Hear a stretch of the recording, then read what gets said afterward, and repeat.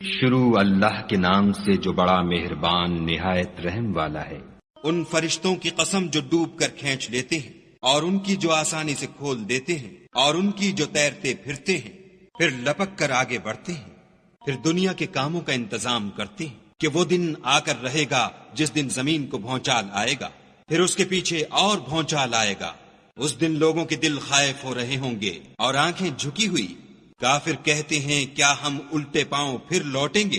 بھلا جب ہم کھوکھلی ہڈیاں ہو جائیں گے تو پھر زندہ کیے جائیں گے؟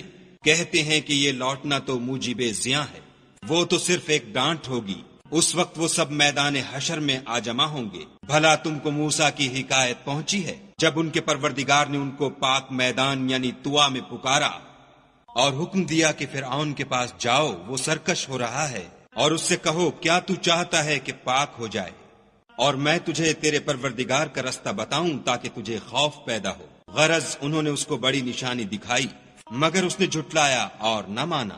پھر لوٹ گیا اور تدبیریں کرنے لگا اور لوگوں کو اکٹھا کیا اور پکارا، کہنے لگا کہ تمہارا سب سے بڑا مالک میں ہوں۔ تو خدا نے اس کو دنیا اور آخرت دونوں کے عذاب میں پکڑ لیا۔ جو شخص خدا سے ڈر رکھتا ہے اس کے لیے اس قصے میں عبرت ہے۔ بھلا تمہارا بنانا مشکل ہے یا آسمان کا؟ اسی نے اس کو بنایا، اس کی چھت کو اونچا کیا، پھر اسے برابر کر دیا، اور اسی نے رات تاریک بنائی اور دن کو دھوپ نکالی، اور اس کے بعد زمین کو پھیلا دیا۔ اسی نے اس میں سے اس کا پانی نکالا اور چارہ اگایا، اور اس پر پہاڑوں کا بوجھ رکھ دیا۔ یہ سب کچھ تمہارے اور تمہارے چار پایوں کے فائدے کے لیے کیا۔ تو جب بڑی آفت آئے گی اس دن انسان اپنے کاموں کو یاد کرے گا اور دوزخ دیکھنے والے کے سامنے نکال کر رکھ دی جائے گی۔